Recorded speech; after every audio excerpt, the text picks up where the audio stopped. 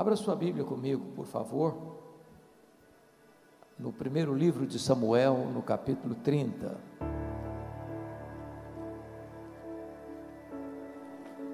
Primeiro livro de Samuel, capítulo 30.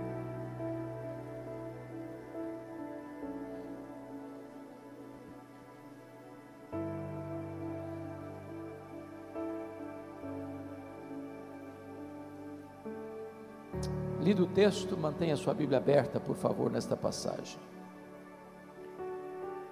Sucedeu, pois, que chegando Davi e os seus homens ao terceiro dia a Ziclague, já os amalequitas tinham dado com ímpeto contra o sul Ziclague, e a esta ferido e queimado.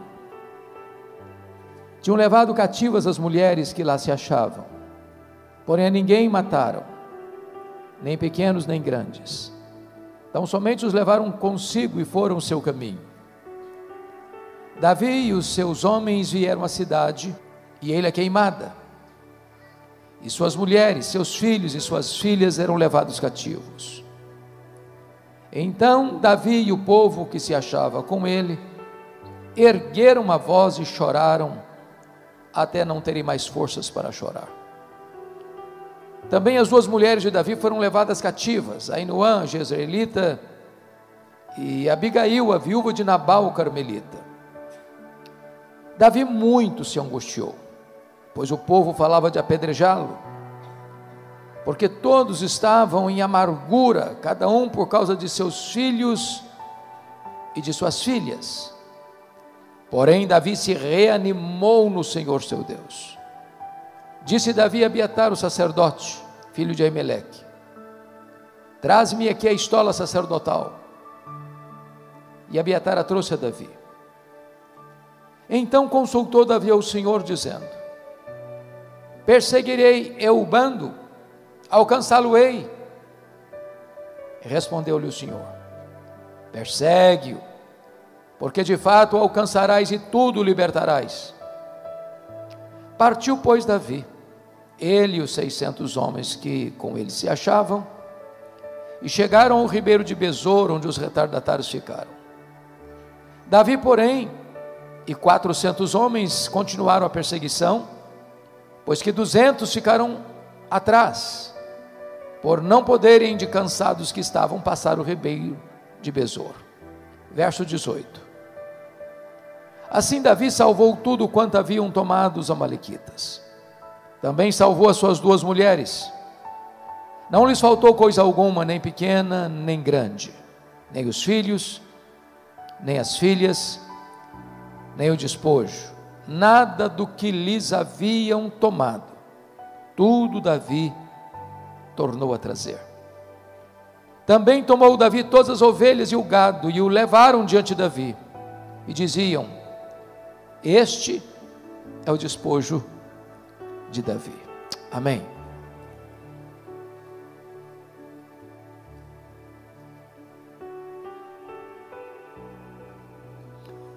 Meus irmãos, é um fato indubitável, notório, eloquente, porém dramático, que a família está sob ataque. Ataque de forças visíveis e invisíveis, ataques humanos e demoníacos, ataques ideológicos e espirituais. A maior crise do mundo hoje não é a crise política, nem mesmo econômica, nem mesmo das relações internacionais. A maior crise do mundo é a crise da família. Há uma orquestração extremamente pesada contra a família.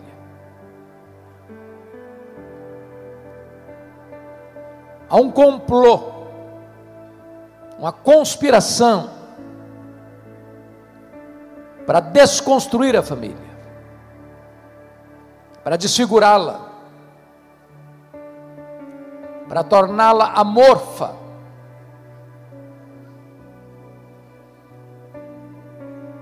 Porém, esse fato não é um fato novo. O texto que nós acabamos de ler ocorreu 1000 anos antes de Cristo. E esse texto retrata uma grande crise familiar.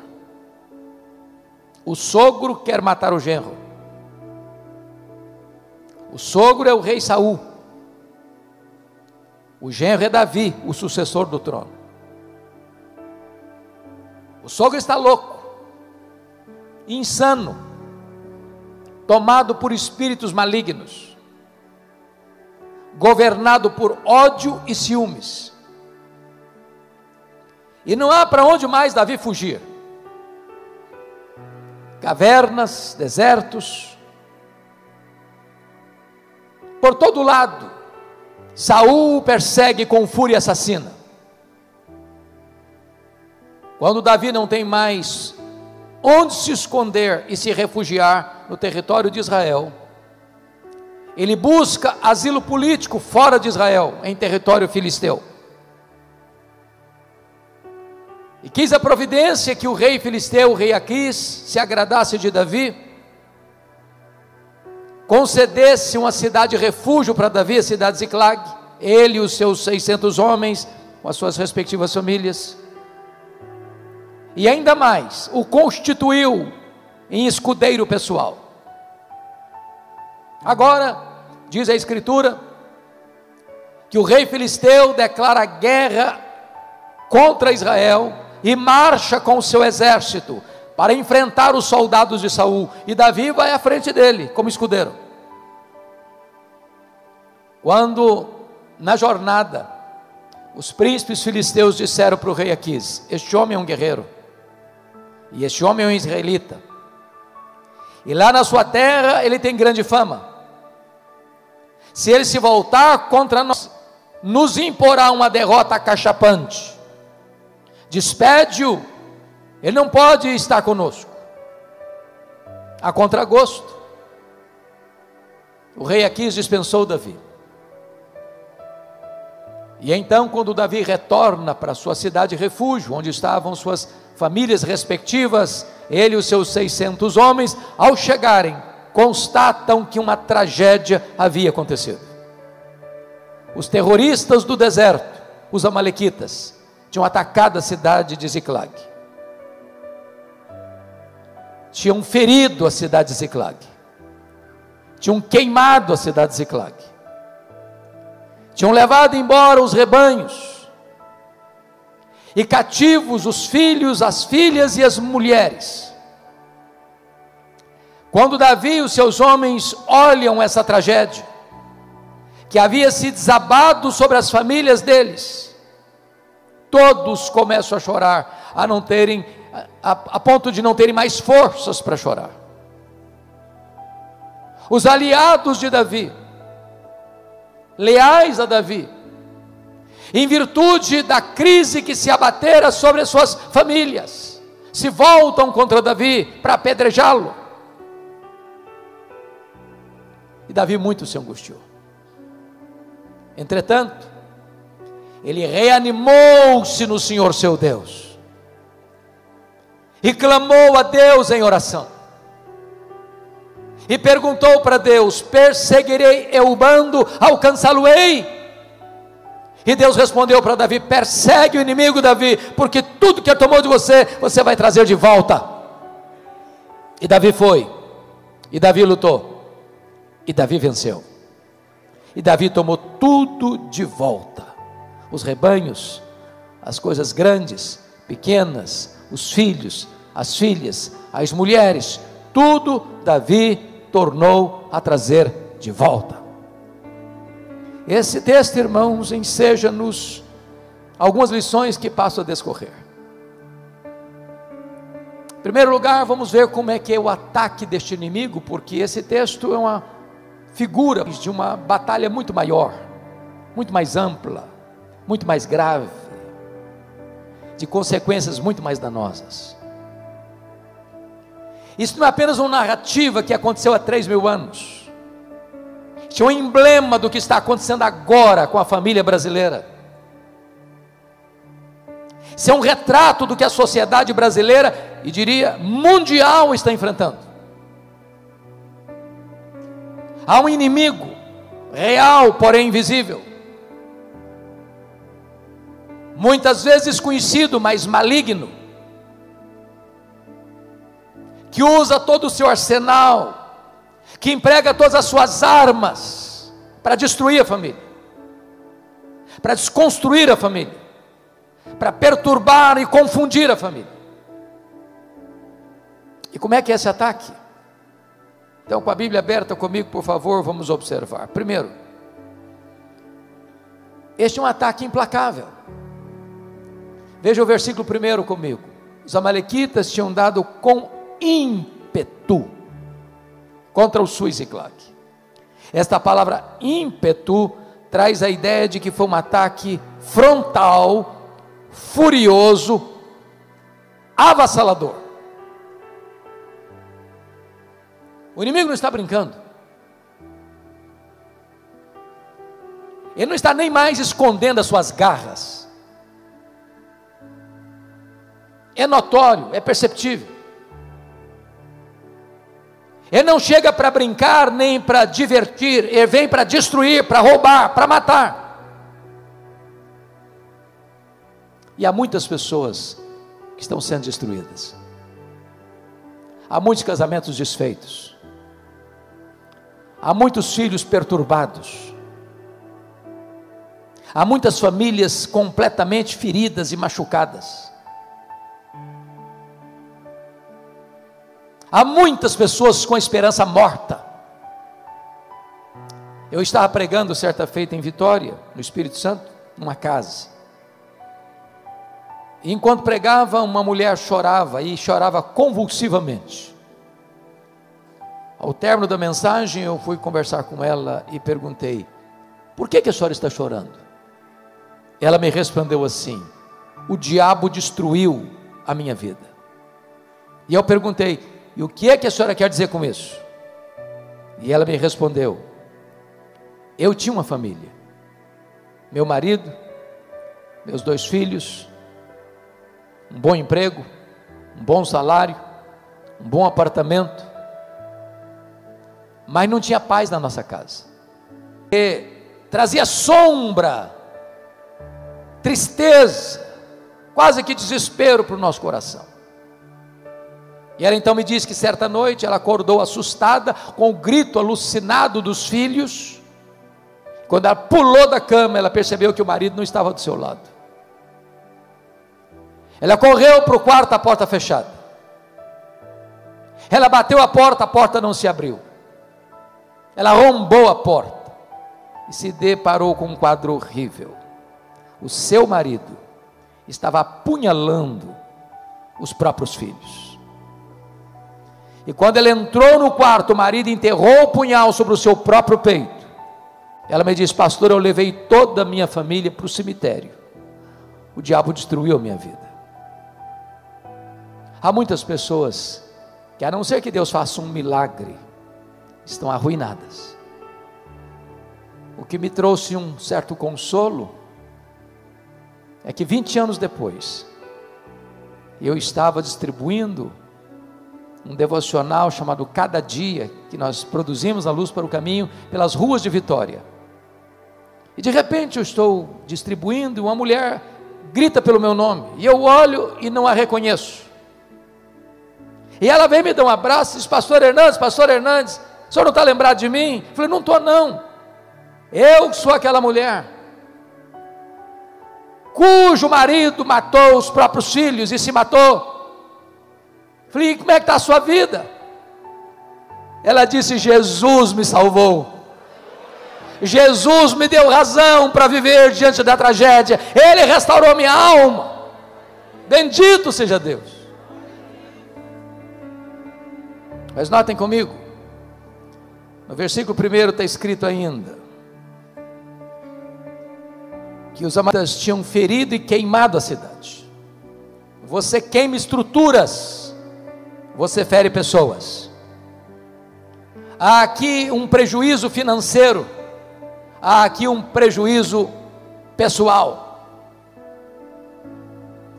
E sabe, amados, nós vivemos num mundo de muitas pessoas machucadas, com autoestima achatada, gente arrebentada emocionalmente, gente oprimida, sufocada, gente que sangra, não para fora, mas para dentro.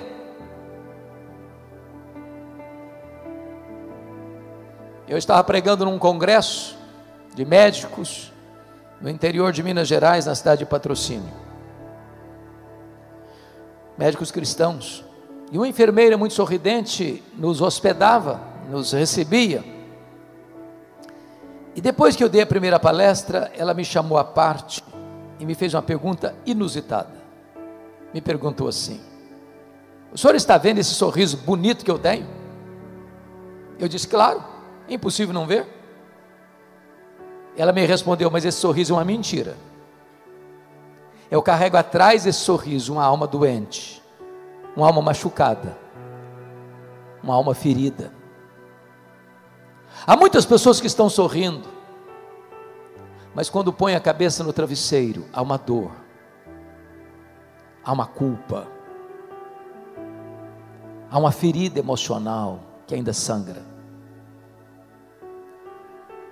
Nunca posso me esquecer o dia que um líder da nossa igreja me procurou e disse: pastor Hernandes, eu preciso de um favor. Eu falei: pois não. Ele me disse: o senhor não conhece a minha mãe. A minha mãe tem quase 80 anos, eu sou o filho mais velho. A minha mãe tem uma tristeza crônica, já levamos todo tipo de médico, já fez todo tipo de exame, já procurou todo tipo de analista, nada, ninguém resolve, nem ajuda a mudar esse cenário da tristeza crônica da minha mãe. O senhor podia ir lá orar com ela? Eu falei: eu vou. Quando eu cheguei naquela casa, aquela senhora estava sentada num sofá, com um olhar distante, com um semblante triste, e eu comecei a conversar com ela. Por providência de Deus, daqui a pouco ela pede a sua família para deixá-la sozinha comigo. E quando eu fiquei só com ela olhou nos meus olhos e me disse assim: pastor Hernandes, eu sofro há 60 anos. E eu perguntei: o que houve? Ela me respondeu: eu traí o meu noivo, e ele nunca ficou sabendo. Eu me casei com ele, sou viúva já há muitos anos, mas aquele pecado está tão vivo na minha memória, como se eu tivesse pecado hoje de manhã. Tem 60 anos que eu vivo atormentada pelo chicote da culpa. Eu vivo numa prisão, numa masmorra. Eu confesso a vocês que eu chorei com aquela mulher, por perceber que o diabo havia mantido aquela mulher 60 anos num cárcere emocional. E eu falei para ela da graça de Deus, e eu falei para ela do sangue do Cordeiro que pode lavar e purificar. Eu falei da libertação que há no nome de Jesus. E naquele dia aquela mulher se rendeu ao Salvador, e o sorriso brotou no seu rosto depois de 60 anos. Eu tive o privilégio de discipulá-la e batizá-la. Tive o privilégio de desfrutar da sua convivência por 10 anos. Uma mulher feliz e alegre, mas que estava ferida pelo inimigo, pelo pecado, pela culpa. Mas notem comigo que quando o inimigo vem, o alvo preferido do inimigo, meus amados irmãos, é atingir a família. Porque vejam vocês no verso 2, tinham levado cativas as mulheres que lá se achavam. No verso 3, está escrito: e suas mulheres, seus filhos e suas filhas eram levados cativos. Como é que um homem pode estar bem, sabendo que a sua mulher está prisioneira do inimigo? Como é que uma mulher pode estar bem, sabendo que o seu marido está prisioneiro nas mãos do inimigo? Como é que os pais podem dormir em paz, sabendo que os seus filhos estão nas mãos do inimigo?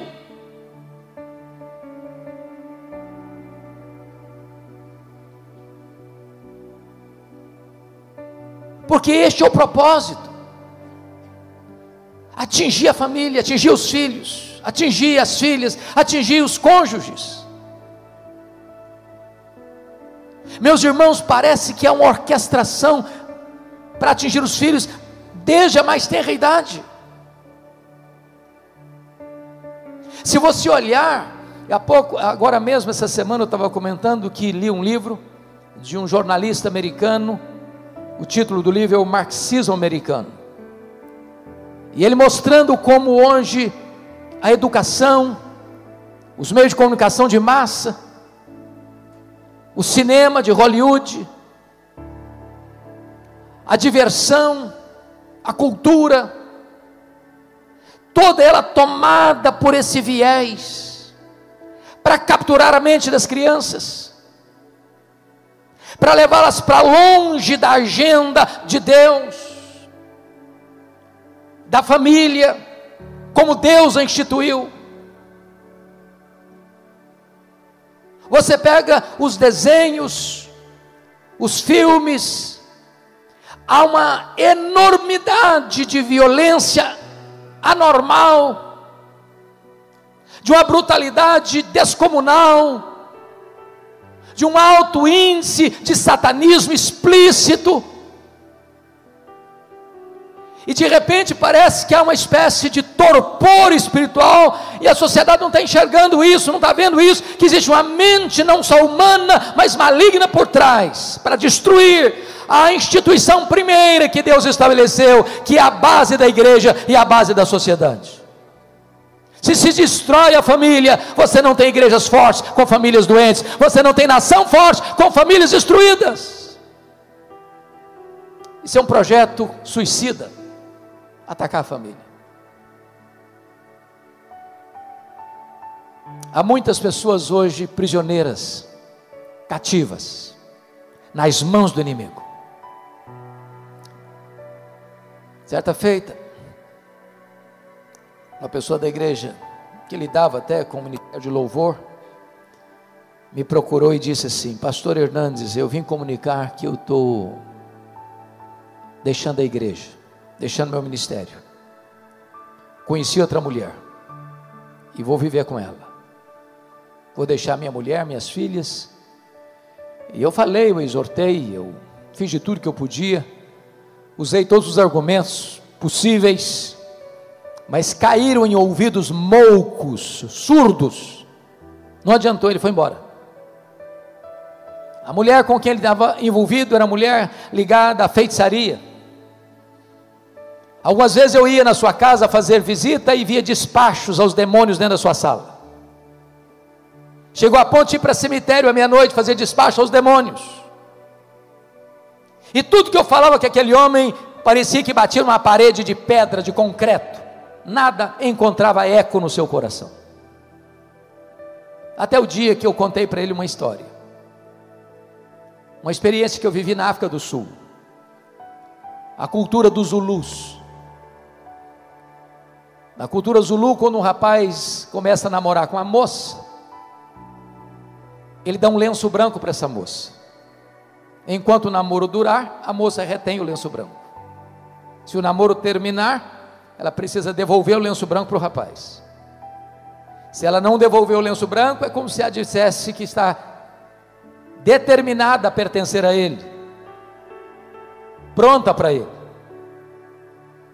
E nós estávamos lá, na missão Quassis Abantu, quando um fato aconteceu, de um rapaz, ex-namorado, abusar da menina, que fora a sua namorada. Os pais levaram o caso às autoridades, e as autoridades perguntaram para a moça assim: você devolveu o lenço branco? Ela disse: não.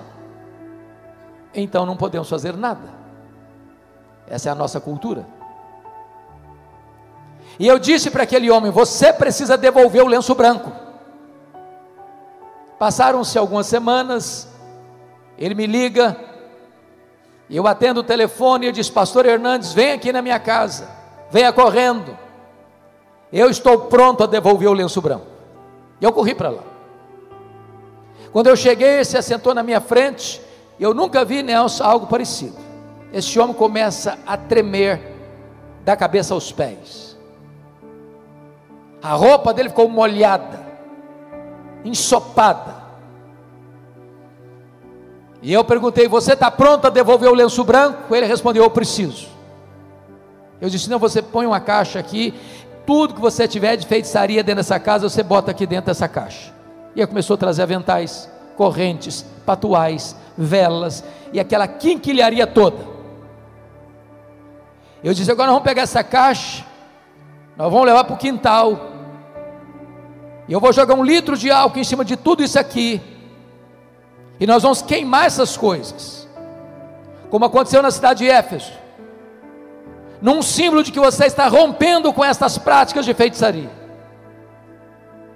E eu peguei 1 litro de álcool, ensopei tudo aquilo com álcool, e ele pegou o palito de fósforo, riscou, e não pegou fogo.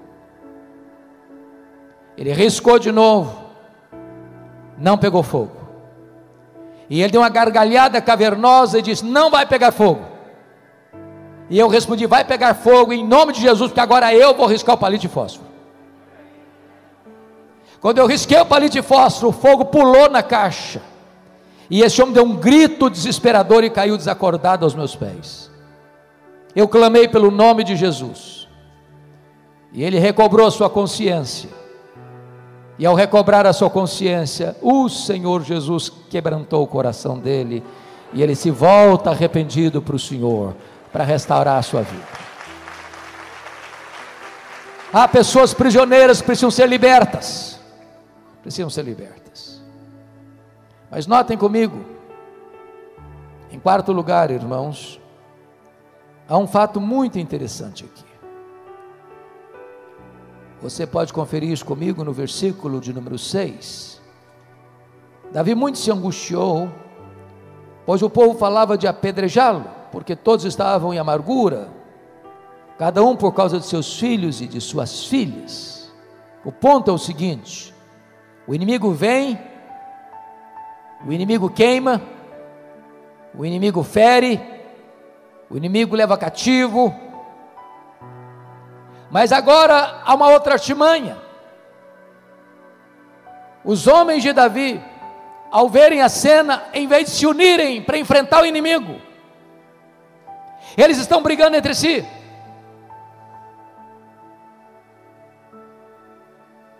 Eles querem apedrejar Davi, querem matá-lo. Parece-nos que isto também é artimanha do inimigo, porque jogam uns contra os outros. Marido acusa a esposa acusa o marido, os pais acusam os filhos acusam os pais. Irmão entra em guerra contra irmão, e a família vira um pé de guerra, de conflito, de tensão, de brigas, de contendas, de querelas, quando na verdade deveríamos todos nós entender a natureza dessa luta e nos unirmos para enfrentar o inimigo. Seu problema não é seu marido, seu problema não é sua mulher, seu problema não são seus filhos, seu problema não é seu sogro, sua sogra, seu problema não são seus cunhados, seu problema não são seus parentes, o seu problema não é o outro, o seu problema é espiritual. A nossa luta não é contra carne e sangue, mas contra principados e potestades, contra dominadores deste mundo tenebroso, contra forças espirituais do mal, das regiões celestes. Não adianta usar armas carnais, precisamos de armas poderosas em Deus, para destruir fortalezas e anular sofismas. Preste atenção na frase que eu vou lhe dizer. Quando nós transformamos amigos em inimigos, nós transformamos o inimigo em aliado. Então é hora de você parar de brigar com a pessoa que está debaixo do seu teto e começar a pedir graça para vocês se unirem para enfrentar o verdadeiro inimigo. Mas uma última coisa aqui nesse ataque que eu preciso descrever para entrar no segundo ponto da mensagem. Vá comigo para o verso 16, nós não chegamos a lê-lo, mas vamos ler agora. E descendo guiou, e eis que estavam espalhados sobre toda a região, comendo, bebendo. e fazendo festa por todo aquele grande despojo que tomaram da terra dos filisteus e da terra de Judá.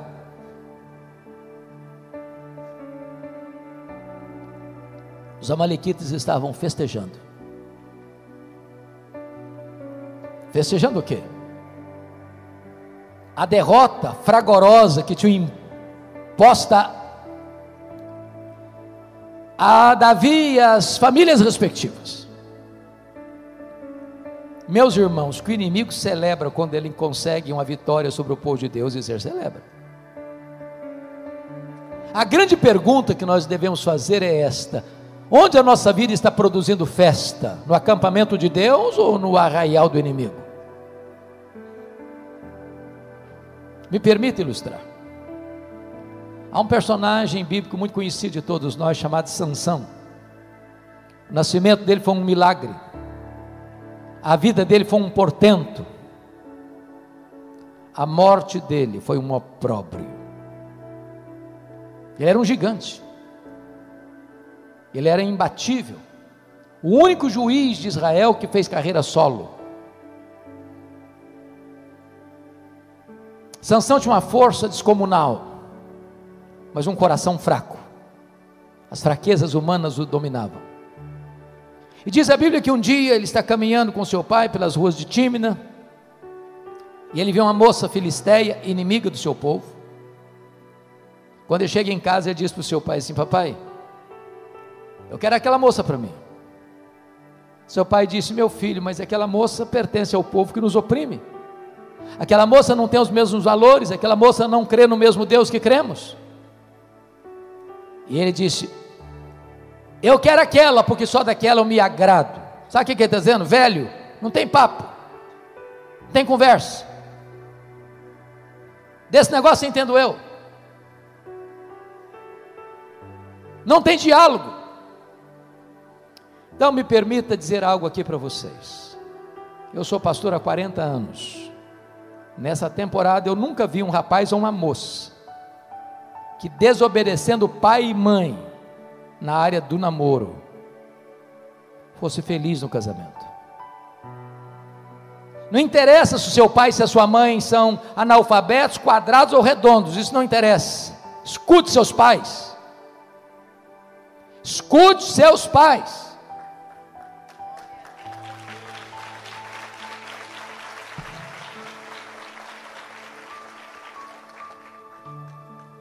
Me permita falar para os pais. Parece que há uma ideia de que pai e mãe não devem interferir em namoro de filhos. Isso é balela. Tem hora que pai e mãe precisam estar com a antena ligada, porque tem namoro, irmãos, que traz prejuízo.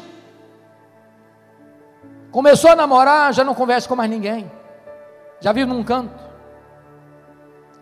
Quando recebe um telefonema, quando termina o telefonema está chorando. Então está na hora de você, pai e mãe, falou: minha filha, para com isso, meu filho, para com isso. Filho não, mas casamento ruim mata.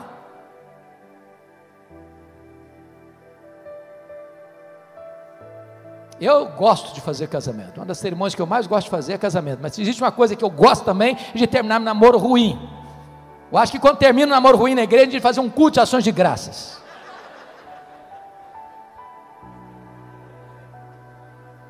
Diz a Bíblia que Sansão vai para a casa dessa moça, e aí um leão novo sai em cima dele. Diz a Bíblia, ele pega o leão novo e rasga-o, como rasga um cabrito, e jogou do lado de fora da estrada. Quando eu leio esse texto eu dou risada. Sabe por quê? Eu não consigo rasgar um coelho, quanto mais um leão. No dia do casamento, eu acho que de gravatinha borboleta, de fraque, caminhando por lá, lembrou do leão, deu uma desviada do caminho, deixou o pai e a mãe na frente. Tinha um enxame de abelhas na caveira do leão morto. Ele enfia a mão lá dentro, pega um favo de mel, começa a chupar, ainda dá para o pai. Ele era nazireu, consagrado a Deus. Um nazireu não podia fazer 3 coisas: não podia tocar em cadáver, não podia beber bebida forte, beber vinho, bebida alcoólica, não podia cortar o cabelo. Quando ele pega aquele favo de mel, Ele está quebrando um voto de nazereado. Ele não podia tocar em cadáver. Ele está procurando doçura no que está podre. Tem muita gente buscando doçura no que está podre. E diz a Bíblia que ele vai para o casamento, propõe um enigma, e mais, ele dá uma festa de arromba, porque não queria ser diferente dos moços da sua época. Quebra o segundo voto aqui. Quando ele diz não queria ser diferente dos moços da sua época, a sua festa foi regada de vinho, regada de bebida alcoólica. Me permite uma nota de rodapé aqui? Eu tenho rodado pelo Brasil, irmãos, e tenho escutado os pastores nos lamentos de tristeza.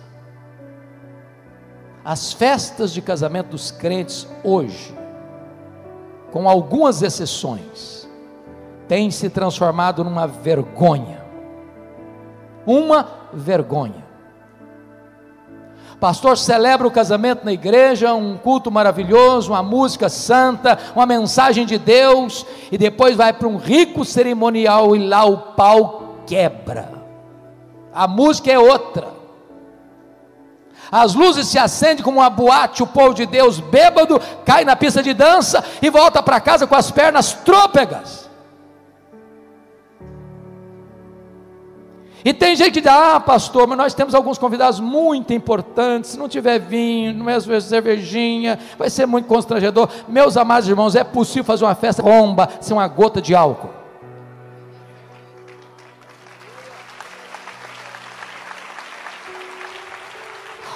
A igreja não tem que imitar o mundo, a igreja tem que ser exemplo para o mundo.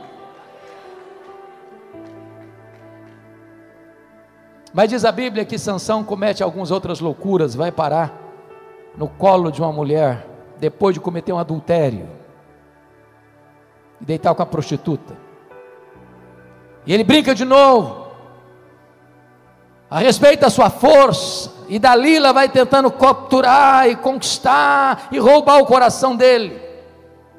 Na quarta vez das brincadeiras insensatas, tomado de uma impaciência de matar, ele abre o coração para Dalila, e os filisteus cortam o cabelo dele, e diz a Bíblia, que o Espírito de Deus se retirou dele, e o gigante vira um anão, um fracote. Quando ele tenta escapar, ele não conseguiu mais, vazaram os olhos dele. Sansão significa sol, luz, ficou cego na escuridão. Ele era o libertador, se tornou cativo. E ele é levado para um templo pagão, para zombarem de Deus, porque ele não levou Deus a sério. A vida dele encerra produzindo festa no acampamento do inimigo. Bom, se eu encerrasse a mensagem aqui, você sairia daqui desesperado. É preciso agora perguntar, o que é que Davi fez diante do ataque do inimigo? E aqui é o segundo e último ponto da minha mensagem. O que é que Davi fez? Em primeiro lugar, olha comigo, por favor, o versículo 4. Então Davi e o povo que se achava com ele, ergueram a voz e choraram, até não terem mais forças para chorar. Irmãos, o grande problema da nossa geração é que nós estamos lutando com os olhos enxutos demais e com o coração seco demais. Nós estamos chorando diante dos melodramas, das séries de Netflix, mas parece-nos que o verdadeiro drama da vida não tem levado o povo de Deus às lágrimas. Qual foi a última vez que você chorou pela sua família? Qual foi a última vez que você chorou para pedir a Deus restauração do seu lar, libertação do seu lar? Eu acho que todos vocês já ouviram falar do pastor Tim Simbala, pastor batista, lá do Brooklyn, nos Estados Unidos. Uma igreja linda, florescente, crescendo, ministério de música conhecido no mundo todo. Um dia o pastor Tim Simbala chegou em casa e a sua filha primogênita, adolescente, disse assim para ele: papai, eu não quero saber mais da igreja, não quero saber mais do seu Deus, eu quero curtir a vida, e eu vou sair de casa. E saiu de casa. Pastor Tim Simbala chegou a pensar em abandonar o ministério. Ele disse: eu não tenho estrutura emocional para continuar o ministério.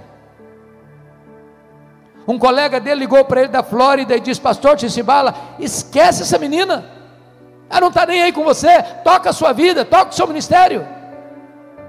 Mas como é que um pai esquece uma filha? Como é que uma mãe esquece um filho?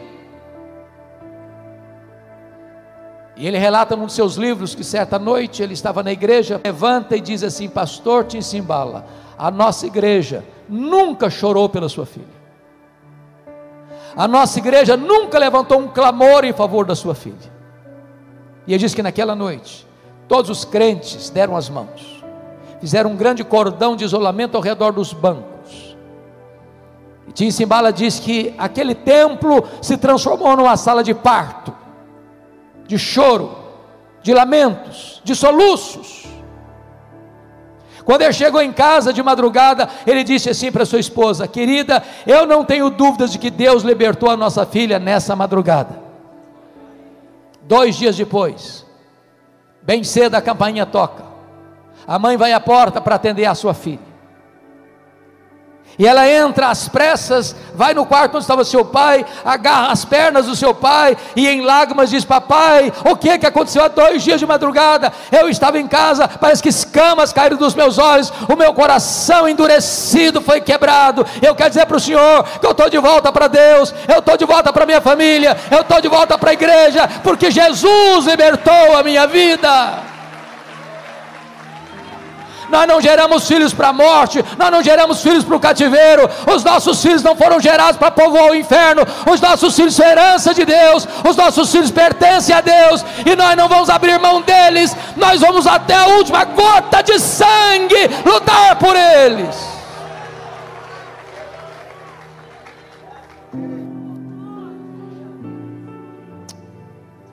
Mas diz a Bíblia que Davi fez uma segunda coisa. Olha comigo, por favor, o versículo 6, na parte B. Quando os homens de Davi querem apedrejá-lo e matá-lo, está escrito: porém, Davi se reanimou no Senhor seu Deus. Irmãos, quando eu leio esse texto, sabe qual é a sensação que eu sinto, pastor Davi? É de eu ser o pastor de uma igreja de 600 membros. De repente eu olho para os membros da igreja, não tem nenhum a meu favor, todos os 600 estão querendo me matar. Eu não sei se eu teria estrutura emocional para enfrentar isso, mas está escrito: porém, aleluia, porém, Davi se reanimou no Senhor seu Deus. Ele não se reanimou porque ele era forte, ele não se reanimou porque tinha muita gente do lado dele, ele não se reanimou porque o inimigo era fraco, ele não se reanimou porque ele tinha uma estratégia, ele não se reanimou porque ele tinha condições de enfrentar e vencer o inimigo. Ele se reanimou no Senhor seu Deus. Sabe o que significa para nós, irmãos? Não tem situação tão medonha que Deus não possa reverter. Não há quadro tão sombrio que Deus não possa virar a mesa e virar o jogo em nosso favor. Aquilo que é causa perdida, quando Deus põe a mão, Deus reverte o quadro. O marido que está longe de Deus, volta para Deus. O filho que está nas drogas, é liberto das drogas. A mulher que está tomada por um espírito completamente contrário ao matrimônio, é quebrantada e volta quebrantada para o lar, para o casamento, para a família, para a glória de Deus. Talvez hoje você trouxe uma causa perdida, um problema humanamente insolúvel, porém você hoje pode se reanimar no Senhor seu Deus.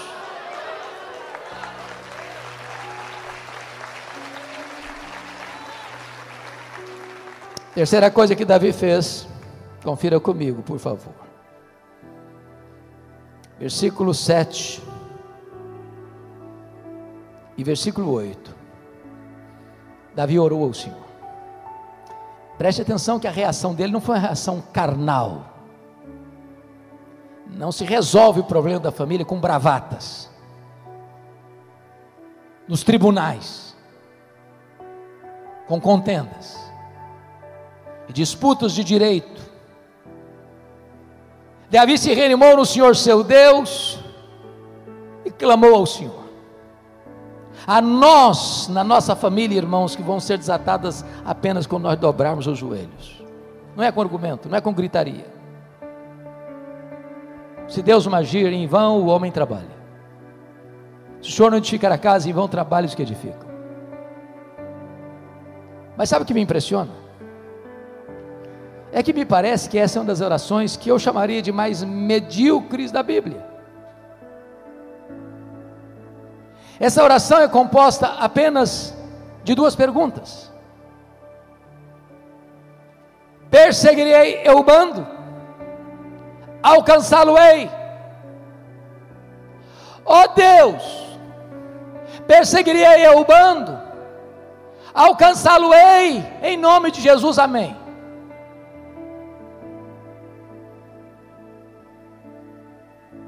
Trocando em miúdos, o que ele está perguntando? Está dizendo o seguinte: Deus, eu estou levando de goleada do inimigo, eu vou aceitar passivamente a decretação da derrota, ou eu vou reagir? É isso que ele está orando. Porque tem muita gente que já jogou a toalha. Tem muita gente que diz: não, pastor, não tem mais jeito não, o senhor não conhece não, se eu contar a minha história para o senhor, até pedra chora. Dá não. Meu casamento já acabou há muito tempo. Não tem saída para mim. Nessa pandemia, então, meus irmãos, o que está acontecendo de separação conjugal é uma loucura. Loucura. Tiveram que conviver mais do que estavam acostumados a conviver. E se você acha que não tem saída, comece a conversar com aquele que tem solução para as causas perdidas. Para Deus não há impossíveis. Para Deus não tem causa perdida. Para Deus não tem problema sem solução. Para Deus não tem casamento sem restauração. Algum tempo uma mulher me procurou, ela é da igreja, crente. Falei: pastor, eu vim comunicar ao senhor que eu estou me separando. Falei: mesmo? Como é que é o negócio? Estou me separando. Está claro para você botar a legenda? E eu perguntei: mas você está separando por quê, minha filha? Ela me respondeu assim: secou. Está claro? Secou. Falei: secou? Uai, mas se secou, tem esperança. O senhor está louco? Tem esperança. Você não leu na Bíblia lá que a vara seca de Arão floresceu? Pois Jesus faz florescer o que está seco. Falei: pastor, o senhor está perdendo o juízo. Eu estou falando para o senhor que morreu, entendeu agora? Morreu tudo aqui, morreu, acabou. Morreu? Uai, mas se morreu, tem esperança. Você não leu na Bíblia lá que Jesus ressuscita os mortos? Pois é, ressuscita o que está morto no seu coração. Falou: pastor, o senhor não está entendendo é nada. Eu estou falando para o senhor que acabou de tudo. Acabou, não tem mais nada não. Acabou. Falei: acabou? Ué, mas então tem esperança. Você não leu na Bíblia que Jesus e Deus chama a existência as coisas que não existem? Pois Ele pode chamar a existência o que não tem mais aí. Você não vai divorciar não. Você vai orar comigo uma semana, depois você volta aqui. Depois de uma semana a mulher voltou. Falou: pastor, acabou a vontade de divorciar. Jesus está plantando um novo sonho no meu coração. Com Deus tem esperança. Clame aos céus e o Senhor te responderá. Agora deixa eu lhe dizer algo. O que Deus promete para você é vitória e não ausência de luta. O que Deus promete para você é chegada certa e não caminhada fácil. Porque dos 600 homens 200 ficaram para trás, de cansados que estavam. Mas se você tem a promessa da vitória, você não vai desistir. Você não vai aceitar nada menos do que a vitória completa de Deus na sua vida, no seu casamento, na vida de seus filhos, na sua família. Por isso o texto diz que Davi foi, Davi lutou, Davi venceu. Davi tornou a trazer tudo de volta, as coisas grandes, as coisas pequenas, os filhos, as filhas, as mulheres. Nada do que os amalequitas haviam tomado, tudo Davi tornou a trazer de volta. A pergunta que eu faço a você nesta noite é: o que é que um dia você já teve que foi tirado de você? A harmonia do seu casamento, o romantismo do seu casamento, as palavras meigas de elogio um ao outro,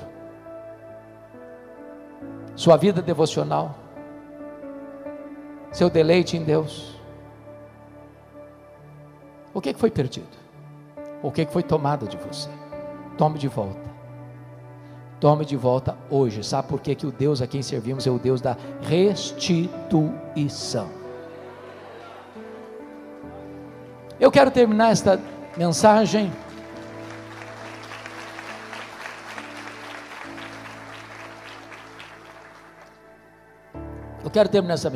remetendo vocês ao livro de Êxodo, porque é o livro da batalha espiritual da Bíblia. O Egito é um símbolo da escravidão do mundo. O Faraó é um símbolo do diabo. O Êxodo é um símbolo da redenção. Mas quando Israel estava para sair do Egito, o Faraó tentou reter o povo lá de 4 maneiras. A primeira maneira de Faraó tentar reter o povo está lá em Êxodo 8, 25. Não precisa ir embora, adore a Deus aqui no Egito mesmo. Você quer ser crente? Tudo bem, não precisa mudar de vida.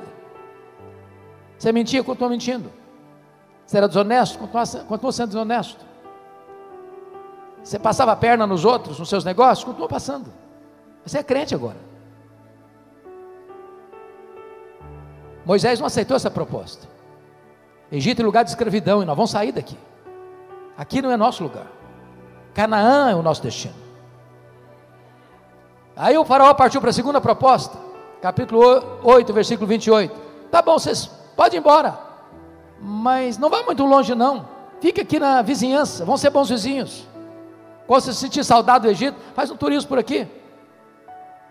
Em outras palavras, não vá com muita sede ao pote não. Vá para a igreja, frequenta a igreja, seja membro da igreja. Mas também não fica um crente muito radical não. Curta o melhor da vida. Aproveite os melhores do que o mundo tem para lhe oferecer também. Viva na igreja e no mundo ao mesmo tempo. Tenha um coração dividido. Dê a metade para Deus, outra metade para o Egito. Moisés diz: não, essa não é a proposta, nós vamos embora. Nós vamos embora. Então vão pendo mesmo. Estão saindo. O faraó partiu para a terceira proposta, capítulo 10, versos 11 e 12.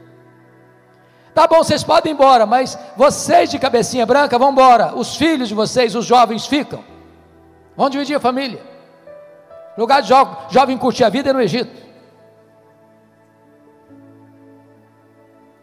Isso é um perigo, sabia? Isso é uma artimanha. Me permita um parênteses aqui para voltar para o último ponto. Eu fui convidado, Nelson, certa feita para pregar numa grande igreja no Brasil. Era um trabalho de jovens. E fizeram uma coisa comigo que eu confesso a vocês a minha limitação. Eu não sei trabalhar com um tema que me é dado. Se você me chamar para um congresso, para uma conferência, e falar, você vai falar sobre o teu assunto, você me deixa completamente perturbado. Eu não sei fazer isso. O que eu gosto de fazer é pegar um texto e trabalhar o texto. Mas me deram um tema, santidade. E eu cheguei lá e preguei. Achei até que eu tinha ido bem no sermão. Quando eu terminei de pregar, um grupo de moços me empurra pelo braço e me leva para uma sala. E um jovem, era o líder deles, botou o dedo no meu nariz e diz: o senhor é um homem petulante, o senhor é um homem retrógrado.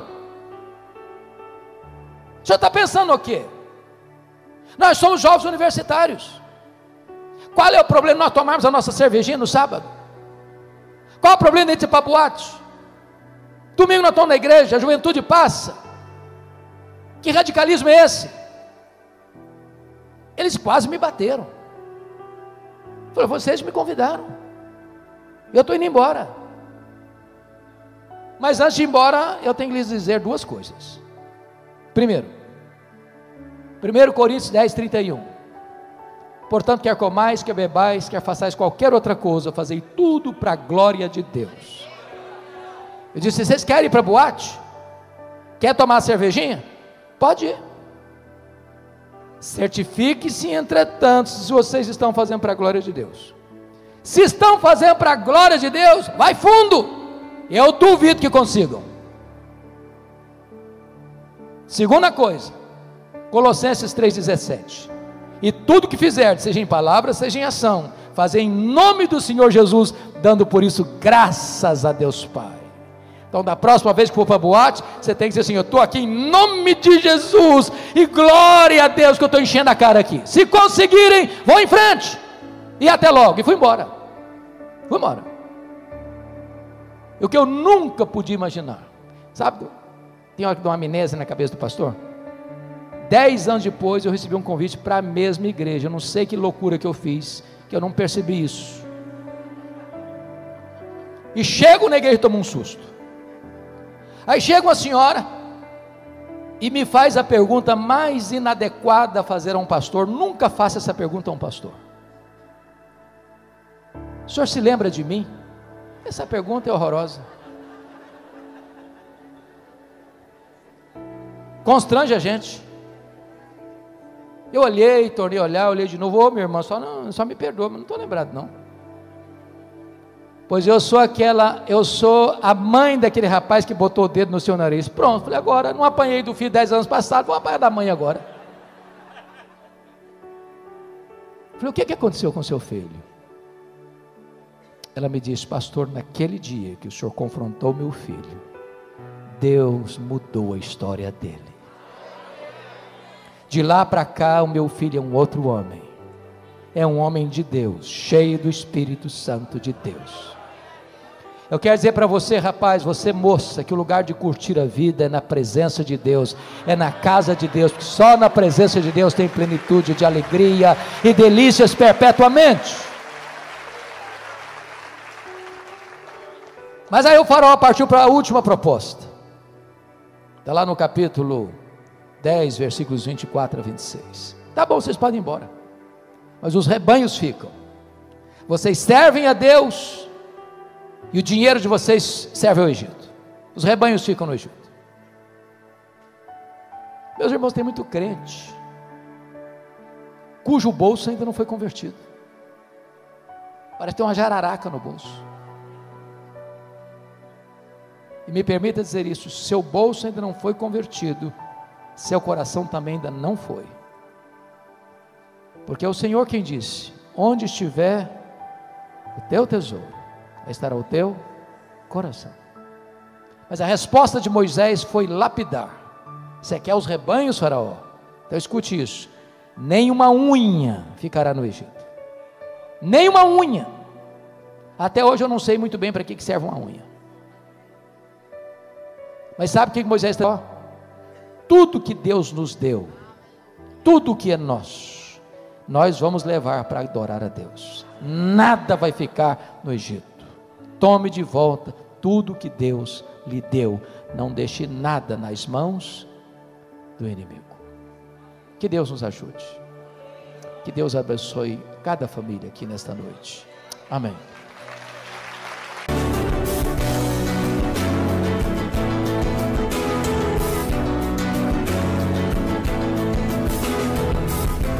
Palavra da Verdade, com Hernandes Dias Lopes.